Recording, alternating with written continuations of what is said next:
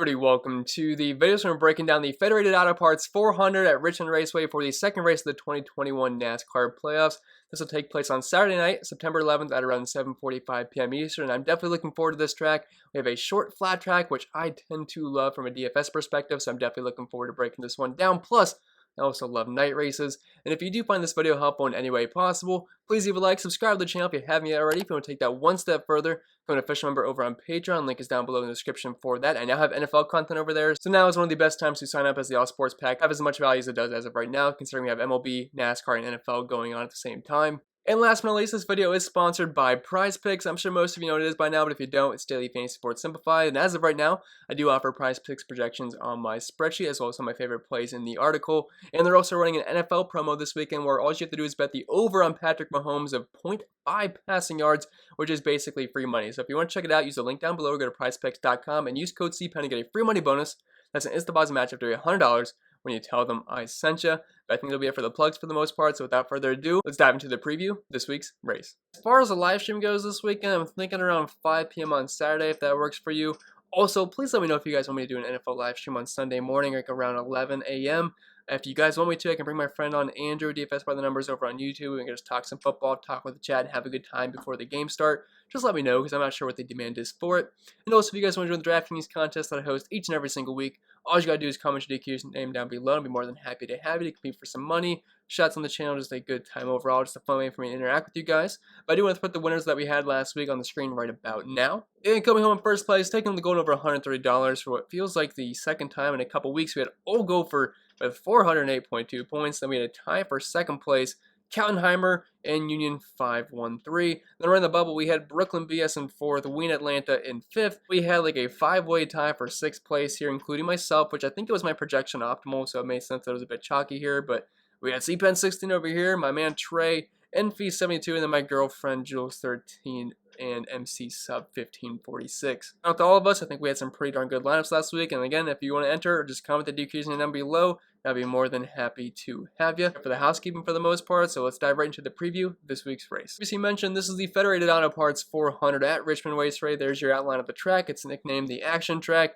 It's a short, flat track, and it's about 3/4 of a mile in length. And we have 400 laps, which means we have a lot of Dominator points available to us this weekend, close to 300 at 280 here. So Dominator points are obviously going to be very, very important. You can kind of get away with messing up on your cheap and mid-range plays as long as you nail the Dominators. You won't take down a tournament, but you gotta nail your Dominators this weekend if you want any chance at taking down a tournament, or at the very least min cashing in one. So Dominators are going to be super, super important this weekend. I would say at least 2 in the majority of your lineups, but you can stress out the 3. And from Optimizer this weekend, I will put those settings in to make sure I have at least 2 Dominators in all of my lineups. We're also in the 750 package, which is what we were in last weekend. All races Darlington size and below. But I think that's kind of it for the preview for the most part. So let's get right into the driver-by-driver breakdown portion of this week's video. As always, we'll start up top here. And I gotta be honest, I'm not a big fan of both of these drivers. Both Kyle Busch, Chase Elliott, some of the best drivers in NASCAR. They put up strong numbers this year. Kyle Busch, though, he's been a lot better in the 550 package. In the 750 package, he definitely has some pretty bad numbers. Average rank position around 20th place, same with his average finish. A couple of these numbers are a bit skewed from a couple wrecks this season in this aero package, but he definitely has not been quite as dominant. And at that price point, we need some lap sled. Yes, starting in 15th and 13th for Chase Elliott. It looks good on paper because there's some PD upside, and yes, they can contend for top 5 finishes. But I think the chances of them leading laps, or at least the majority of the laps today, are going to be quite slim. So I will have exposure to them. I think they're fine tournament plays, but I'm more than likely going to be underweight on them. Kyle Larson, the guy I'd much rather play $11,000. He's starting on the pole. He's been the most dominant driver in NASCAR this season. I know Richmond is not exactly his best track out there. Top 5 finishes recently and only 3 top 10s, but no lap sled, only 4.4 fast laps per race. I don't think he's quite as good of a play as guys like Denny Hamlin, Martin Truex Jr., who we'll talk about in a little bit, but I'm definitely going to have some interest here. Like, it's hard to ignore Larson's numbers this season in this aero package. He was just very dominant last week, although Darlington's a very good track for him. He had an average finish of 5.5 this season in this package in 8 races. The second best drive rating. He has a win, 5 top 5s, the most laps led, and the most fast laps. So we can't just ignore Kyle Larson on the pole. He's on the best place to dominate the race, and guys starting the pole in Richmond can definitely do a lot of damage. So I think Larson's certainly going to be in play here. It's just a question of whether or not you want to play him in cash games. I will say the optimizer was spitting out some Larson, Hamlin, and Truex lineups. It didn't look that bad. So that's one way you could go if you just want to load up on all the front drivers, because I think these are the guys most likely laps. I know it doesn't look as great because they offer, PD upside, but they can make up for that in 400 laps with a bunch of fast laps and laps led. So Kyle Larson definitely on my radar. I don't like him quite as much as Denny Hamlin or Martin Truex, but he's certainly going to be one of my higher owned dominators on the entire slate. Dropping down Joey Logano, $10,700. Starting in 6th, I actually think he's one of the best tournament pivots up top here because he's priced right between Kyle Larson, Denny Hamlin, and Truex, which are going to be the 3 highest owned dominators on the entire slate. And Joey Logano has been amazing at short flat tracks ever since COVID started in 2020. If his worst finish in that time span at short flat tracks is, I believe, 4th place, which is absolutely insane. Like, the guy has been running very, very well. Doesn't always dominate, but he's right up there with the best of them, and he does have the potential to dominate. He's also pretty good at Richmond. 4 top 5s the past 6 races here.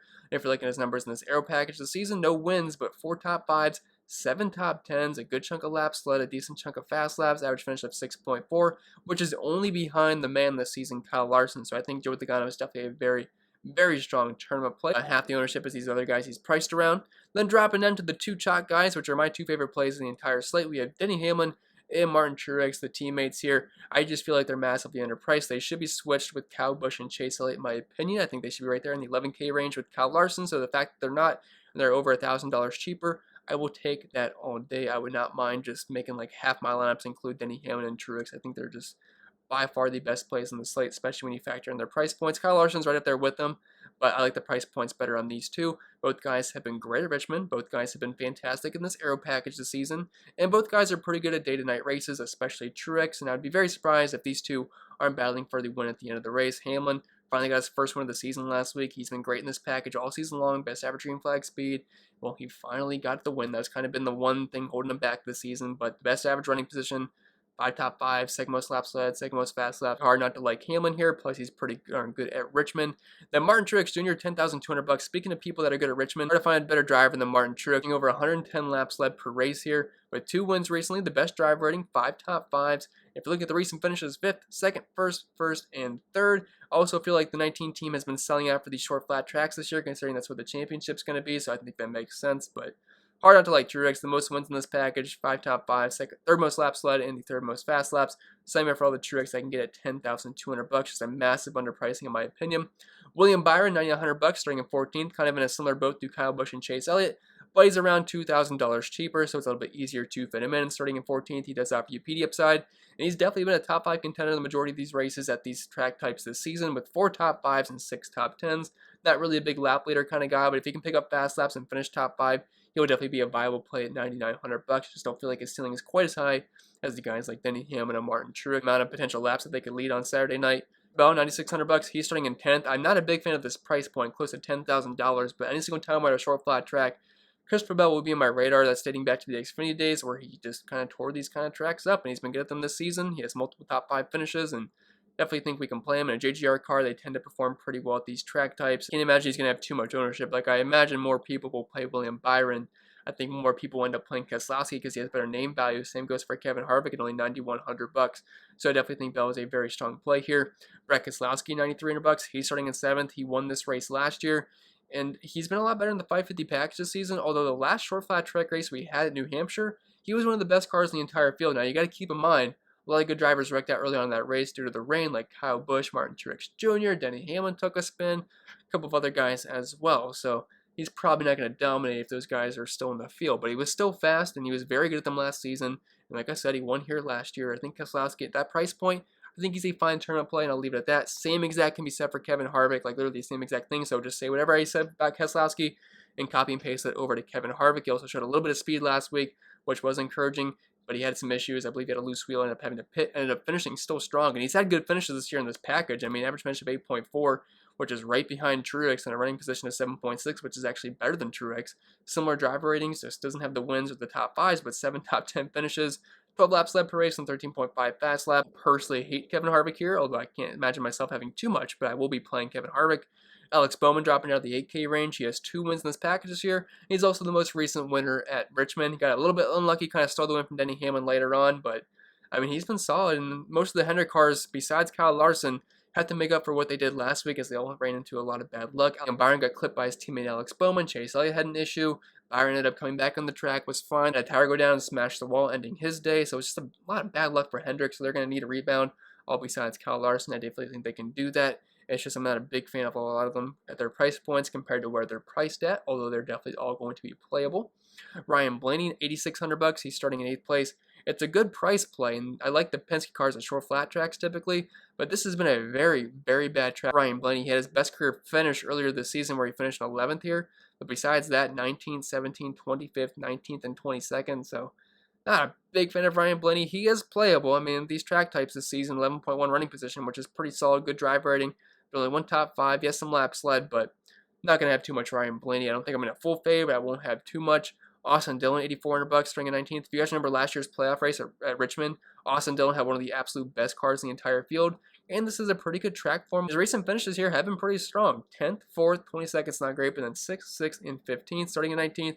I imagine he's going to be lower owned than MDB. I assume he's going to be the chalk cash play, so just being directly priced right beside him is going to lead to lower ownership, especially considering he's more expensive, so I think Dillon's a very good pivot there, and he has an average finish of 13.8 in this package this season with multiple top 15s. MDB is your chalk cash play. I don't think I really have to go too in-depth here. He has top 15 upside each and every single week, finished 9th here earlier in the season, starting in 28th. I think you guys get the idea. Then dropping on Tyler Reddick here is $7,900. He's starting at 11th. He is purely a tournament play for me. Would not be able to go there in cash games due to the starting position, but we know Reddick each and every single week always has the speed for top 10 upside. Did finish 11th here last season, finished 20th earlier this season. But in this package this year, he's been better in the 550, but he's typically a top 20 guy with top 15 upside, with small chances of the top 10, but could run around 10 to 15 for the most part this race. He's a playoff driver, so there's extra added motivation there. They'll hit him in tournaments, but I won't be super high on him. Kurt Busch, $7,700, starting in 4th. I did not like him last week. He did surprise me. Had a lot more speed than I thought he would. He led some laps, had some fast laps. Was wishing I had more Kurt Busch. He was not a full fade for me, but I was I had about half the ownership on Kurt Busch than the field did, so I wasn't too happy about that. But he's been better in the 550 this season, but the speed he showed last week, I don't think we can ignore. He always has top 10 upside. Not typically a top 5 guy, but if he can come out, get a lot of fast laps again, maybe lead laps, don't really expect that to happen, but it's certainly in the cards. The problem is the first 3 guys in front of him are Truex, Hamlin, and Kyle Larson, so it's really hard to imagine Kurt Busch getting out front. Last week, Ryan Blaney started on the pole, so it's a little bit of a different circumstance there, but Kurt Busch I think is worth like at least 5% ownership too, just in case it happens to happen again. Eric Almirola, $7,500. Any single time I'm at a short flat track, Eric Almirola is going to be in my radar. Last time we were at New Hampshire, he was in my favorite tournament plays in the entire slate. I ended up winning. I was not expecting him to win that race, but I was expecting like at least like a top 8, top 10 potential finish. Well, definitely happened quite a bit. That's something he has done often in the Stewart-Haas car short flat tracks over the course of his career. So starting in 9th place, can't imagine he'll have any ownership whatsoever, so I think being overweight in tournaments is probably a very good way to go, as he always has top 10 potential at these track types. And the Stewart-Haas cars in general typically have a little bit more speed at these track types. And then Cole Custer, probably not going to play Nicole Custer string in 21st. His numbers at these track types are just pretty bad. It's a pretty strong fade, even though he isn't a Stewart-Haas car. I just don't see it happening from Custer. Ross Chastain, I think, is one of the best plays in the entire slate. Only $7,200, starting in 17th. And he was blazing fast last weekend. I thought he was going to win the race. He was close to it. Just didn't have quite the speed of guys like Denny Hamlin or Kyle Larson, but he was right up there with them. Super fast, average finish of 11.8 in this package of season with 2 top 5s, 3 top 10s, and some pretty good average green flag speed ratings. I think Chastain has $7,200. Like, there is no reason Chastain should be cheaper than guys like Cole Custer, Eric Almirola, even Kurt Busch. I think he should be right around where Tyler Reddick is, so I like this price point a lot. My projections love him quite a bit. Chris Buescher, $7,000, kind of in a similar boat here, although he does not have quite the speed that Chastain has, nor does he have quite the finishes that Chastain has in this package. Chris Buescher's been a 550 guy, although he does have top 10, top 15 potential at these track types this season, so I think at $7,000, he is going to be playable. Daniel Suarez is $6,900. All these guys in the 6K range, they're kind of interchangeable. Like, I'm not in love with any of them besides Ricky Stenhouse. I think he's a very good play this weekend. But Suarez starting in 22nd, he has top 15 upside. I don't hate it at that price point. Going to Ricky Stenhouse, he's typically a guy that finishes around 15th place at Richmond. Looking at his recent finishes, 17th, 18th, 15th, being below 7K, starting in 23rd with an average finish of 15.3 at these track types this season, when finishing top 20 each and every single time. I would take all the Stenhouse I can get. Eric Jones, $6,600. He busted hard last week, but starting in 31st, so it'll be hard for him not to at least gain a handful of spots here, if not around 10 to 15. He does have 5 top 20s in this package this season, so I think Eric Jones is a fine play. Although I'm not in love with Eric Jones, his car is definitely not what it used to be back in the day when he was in the 20 car, but he should be able to squeak out a top 25, maybe a top 20 finish here. Chase Briscoe, $6,500. He was pretty slow last week early on. Ended up finishing strong with close to a top 20 finish, starting in 26. I think he's a pretty similar play like he was last week. I think he's fine. Bubba Wallace, pretty much the same exact play as Briscoe, so if you want to just completely split your ownership between those two, I would have no problem with that, because I feel like it's really hard gauging on who's going to have the better race. So if you just want to throw, say you're So say you're building 4 laps, if you want to throw 2 Briscoes and 2 Wallaces, I don't mind that if you're going to really go heavy on those two for some reason. Michael McDowell seems like a very strong fade. He's been terrible with these track types so far this season. And Ryan Newman, $6,000, the ice cream man, starting in 24th. Actually had a decent race last week, and he has 4 top 20s and 3 top 15s in this package this year. Plus, he's not terrible at Richmond. The past couple races for him haven't exactly been great, but he did finish in 5th and 9th place. I realized that was quite some time ago, and it's hard to put anything into that. But Newman's a guy that has top 15 upside. At that price point, he is going to be playable. Then there is a couple 5K guys I do like. Playing any Ryan Preece starting in 20th. Anthony Alfredo I'll probably play a little bit just because he's in 30th and he can gain a few spots, but that's about it. But Corey LaJoie, he was amazing last week. Like, he was blazing fast. He finished 21st here earlier in the spring, and they said on this podcast, Bob tweeted out after the race started, I don't listen to Corey LaJoie's podcast, so I happened to miss this, but they newer and better parts last week, and that obviously turned into having more speed during the race. Like, he looked real good. He was just legit riding inside the top 10. He wasn't getting lucky or anything. He was a top 10 driver for a decent chunk of that race, and starting back in 25th, he definitely has top 20 upside here at $5,500. I could definitely get behind playing some Corey LaJoie. Then JJ Yeley, $5,300. It's not pretty, but he's starting dead last, so he can't lose you any spots. And in this package this year, it's a 3-race sample size, but he has an average finish of 27.3 with a running position inside the top 30. Like, I think JJ Yeley has an outside shot of scoring close to 20 DraftKings points here. And I don't hate that at $5,300. I think he is potentially a better play than Anthony Alfredo and a better play than Ryan Preece. Then after Yaley, I have no interest at all in any of these backmarker cars, so I think you can pretty much just X them out for this race. With that being said, I think that'll be pretty much it for the video. So I hope it was helpful, and if it was, make sure to leave a like, subscribe to the channel if you haven't yet already. If you want to take that one step further, become an official member over on Patreon. Now is the best time to do so, considering NFL is back. So I got 3 sports going over there if you want to check it out. The all sports package will never have as much value as it does as of right now, I guess, until NBA starts. So if you want to check it out, link is down below. And don't forget, this video was sponsored by PrizePicks. It's just you versus the projections. And as of right now, if you're new signee over on PrizePicks, you can get a free money bonus. That's an instant deposit match up to $100 when you use code CPEN and tell them I sent you. They're also running an NFL promo this week where all you have to do is get Patrick Mahomes over 0.5 passing yards, which is basically free money. So why not use that to your advantage? For NASCAR, I do offer PrizePicks projections in the spreadsheet. It's some of my favorite plays in the article. So if you want to check that out, like I said, you know where to go. But I think that'll be pretty much it. I will stop rambling. I'll see you guys on Saturday evening for the live stream. If not, well, I wish you the best of luck.